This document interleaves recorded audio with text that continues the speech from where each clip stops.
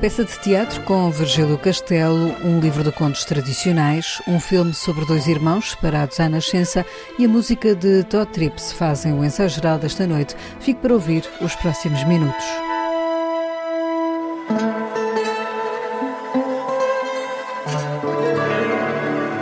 Fique comigo. Fale comigo. Senhor, eu não vou fazer pausa. Eu fiz o que era melhor. Eu fui buscar ajuda. O tema da migração invade as notícias diariamente e o teatro também lhe dá palco na peça que estreou ontem no Teatro Carlos Alberto, no Porto, protagonizada pelo ator Virgílio Castelo. Sul é da autoria de Tiago Correia, que também assina a encenação. Depois de ter escrito O Salto, uma outra peça sobre imigração portuguesa clandestina no início dos anos 70, Tiago Correia cria agora um outro texto sobre a mesma temática e onde a personagem interpretada por Virgílio Castelo regressa 50 anos depois. No Salto, esta personagem que eu represento, o Lionel, é um passador de imigrantes que procuram ir a Salto para a França e 50 anos depois, este mesmo homem é ele uma espécie de angariador de imigrantes e de controlador de imigrantes que vêm para Portugal. Ou seja, está na posição inversa, continua a ser um passador e, digamos, alguém que vive da exploração dos imigrantes, mas numa perspectiva agora interna, quando 50 anos atrás era externa. Digamos que a história base é exatamente esta. No epicentro da ação, a história de Michelle, uma rapariga francesa luso-descendente que vem a Portugal contra a vontade da família na tentativa de encontrar um homem que pode ser o seu avô biológico. No meio de um drama familiar, no palco está uma questão muito atual, diz Virgílio Castelo. Sempre houve migrações, não é?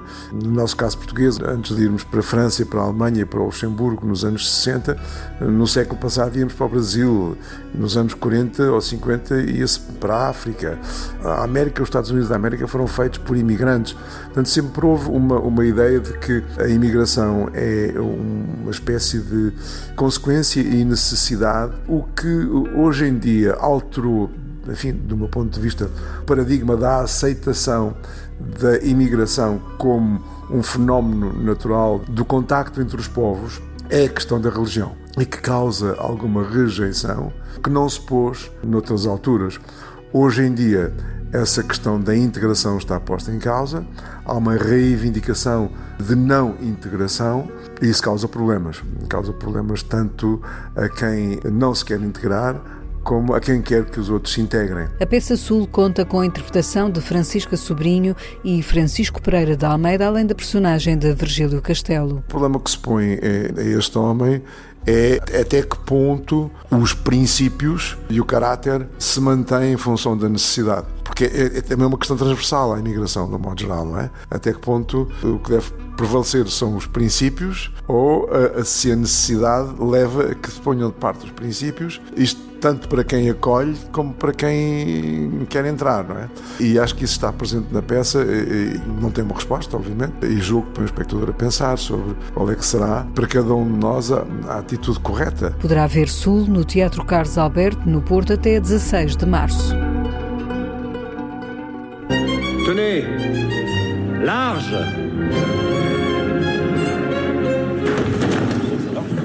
Je vous explique.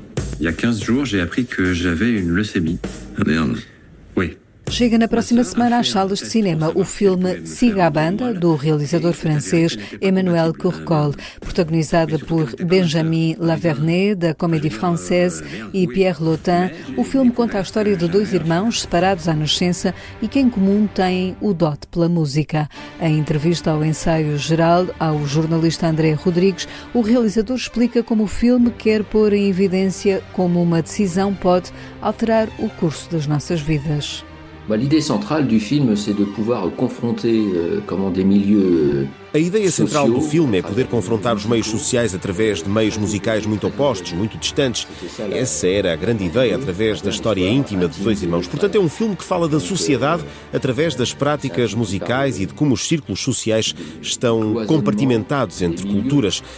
A certa altura, o filme tenta encontrar uma ponte entre as duas culturas através da história dos dois irmãos. O filme essaie de trouver, à un moment donné, un pont entre les deux cultures à travers cette histoire de frères. A música é uma linguagem universal, um elo de ligação entre os dois irmãos que diferentes adoções separaram, mas que a vida uniu.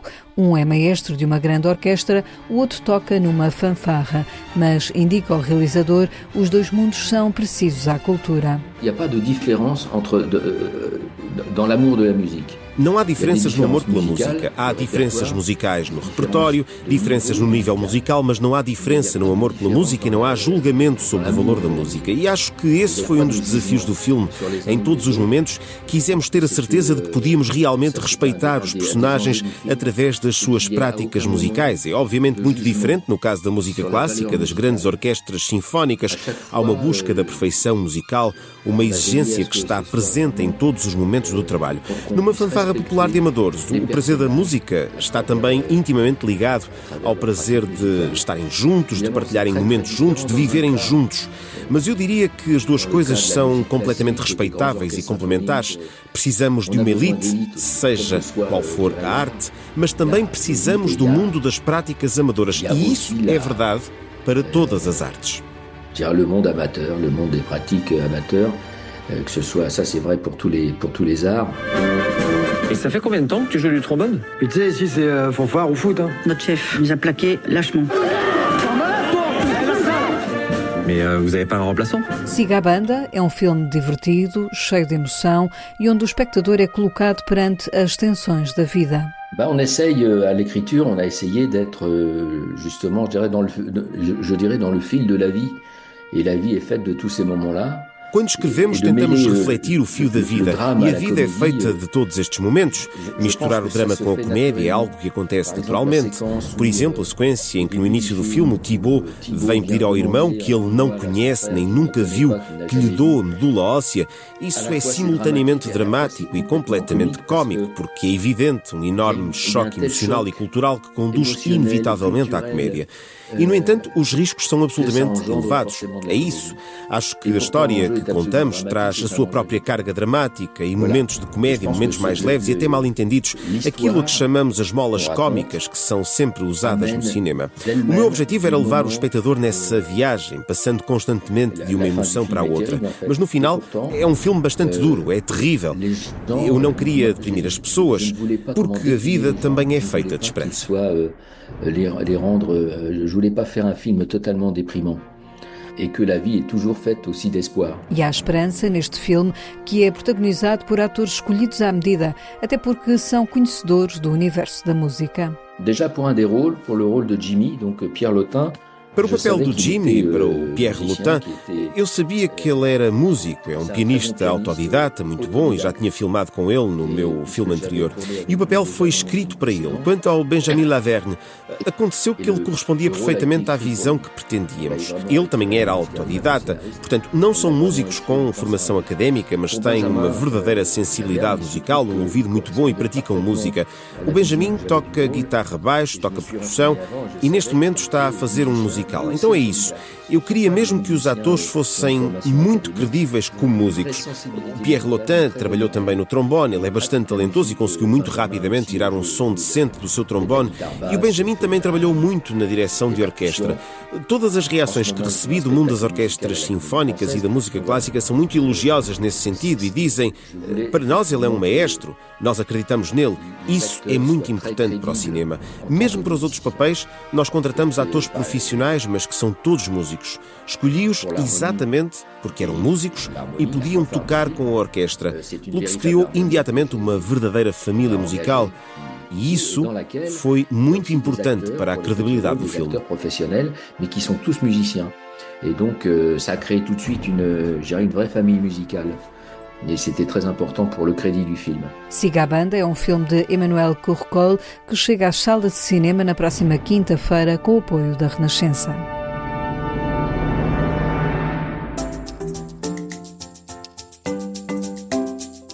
Baseada na tradição oral portuguesa, a escritora Adélia Carvalho recolheu um conjunto de contos no livro O Gato, o Coelho e outros contos tradicionais, com a ilustração de Anabela Dias, reuniu 11 contos resgatados à memória. A ideia, explica a autora, é não só preservar os contos portugueses, adaptá-los aos dias de hoje e também estimular a ligação entre pais e filhos. Estes livros também são importantes nesta recolha, por um lado, para preservar a memória. Este foi um desafio lançado pela editora, esta necessidade de voltarmos a ter tempo com o adulto e com a criança. E um livro de contos permite isso, permite essa proximidade, porque aquele livro ainda não se esgotou. Um livro de contos tem sempre ainda mais um conto e isto vai permitir que a criança solicite ainda mais ao pai e à mãe. Ainda não contaste os contos todos. E está a haver uma procura muito grande neste momento de livros de contos. E eu acho que tem a ver com isso, com esse tempo de qualidade que as crianças estão a perder com o pai ou com a mãe. O livro editado pela Nuvem de Letras poderá ser o primeiro de muitos, porque Adélia Carvalho, autora nomeada para o Prémio Literário Astrid Lindgren, reuniu mais contos que ficam assim à espera de nova edição.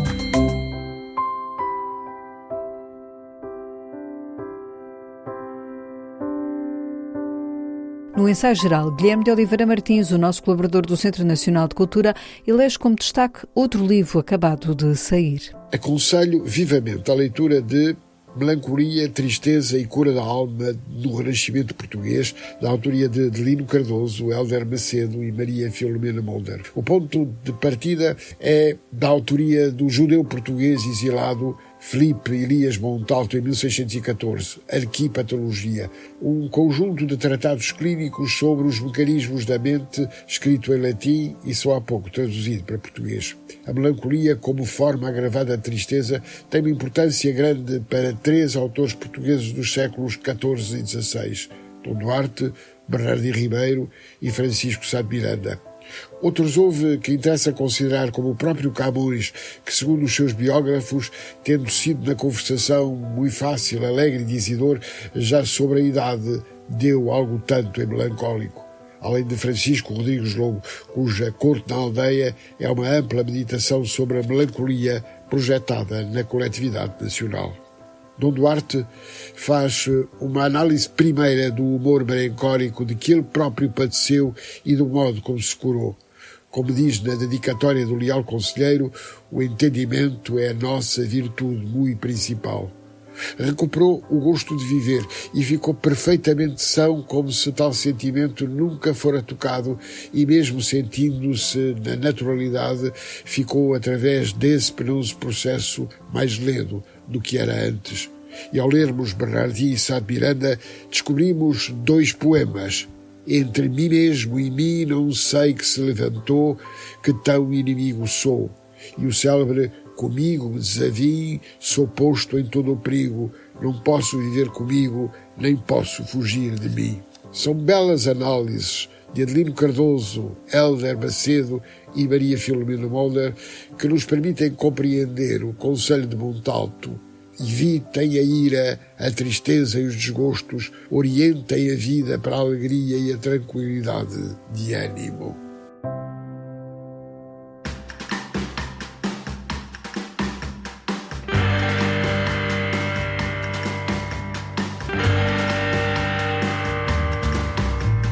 Esta guitarra não engana, é o som de Tó Trips. O músico acaba de lançar esta semana um novo disco que vai levar em breve aos palcos. Em entrevista ao Ensaio Geral, Tó Trips explica que Dissidente é o seu primeiro álbum gravado em quarteto. Resolvi pela primeira vez gravar um disco com um quarteto. O último disco popular, Jaguar, tinha sido gravado sozinho, com alguns convidados, como António Quintino e Helena Sepeval, e desta vez decidi gravar de raiz, logo com eles no estúdio Namus, com o Alexandre Frazão, com o António Quintino e a Helena Sepeval. Tenho 2 convidados, que é o Luís Cunha no trompete e o João Cabrita no saxofone em 2 temas. E basicamente é colocar músicas minhas, originais, mas a tocar em quarteto.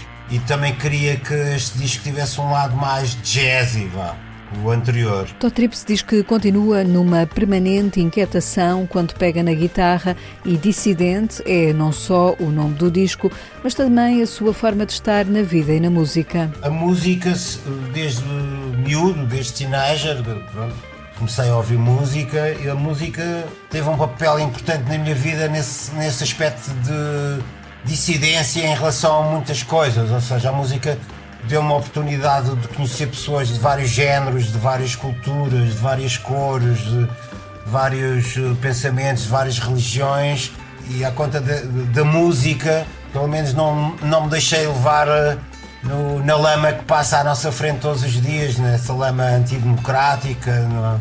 Portanto, tem esse lado, e também de um lado de procurar coisas diferentes e não as coisas standard. E nisso a música ajudou-me bastante a ser um dissidente, vá lá.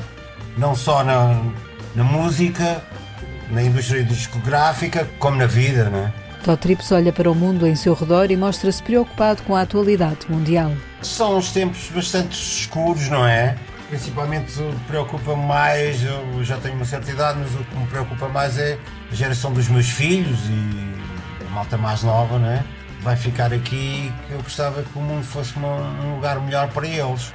Agora, também, se calhar, às vezes é preciso haver este tipo de crises para as pessoas perceberem que a liberdade é uma coisa que não é uma coisa adquirida, é uma coisa que tem que se lutar por ela todos os dias. E às vezes estas coisas más, não é?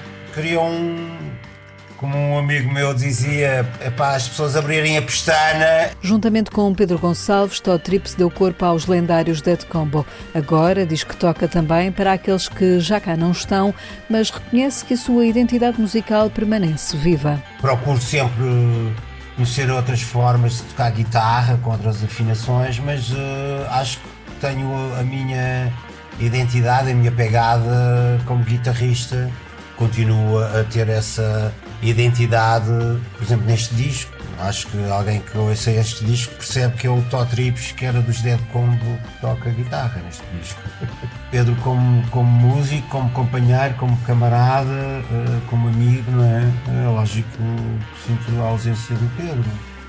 Mas em relação, por exemplo, à perca de pessoas, tens aí um tema que no disco que é a ver até com os meus amigos fantasmas, que tem a ver com esse lado de perca das pessoas, não é? E cada vez que passo naquelas ruas de Lisboa, na cidade em que eu nasci, a cidade está cheia de fantasmas nos sítios, nos espaços, pessoas que eu conheci que já cá não estão. Todd Trips vai apresentar este disco Dissidente em concerto, tem espetáculos agendados para 29 de março no Cineteatro de Amarante, depois a 31 de março no Teatro Maria Matos em Lisboa e a 28 de maio na Casa da Música no Porto. É com Fiesta Triste, o tema single de Dissidente de Todd Trips, que fechamos o ensaio geral de hoje, que teve sonorização de José Luís Moreira. Voltamos de hoje a 8 dias com novas sugestões culturais para si. Boa noite e bom fim de semana.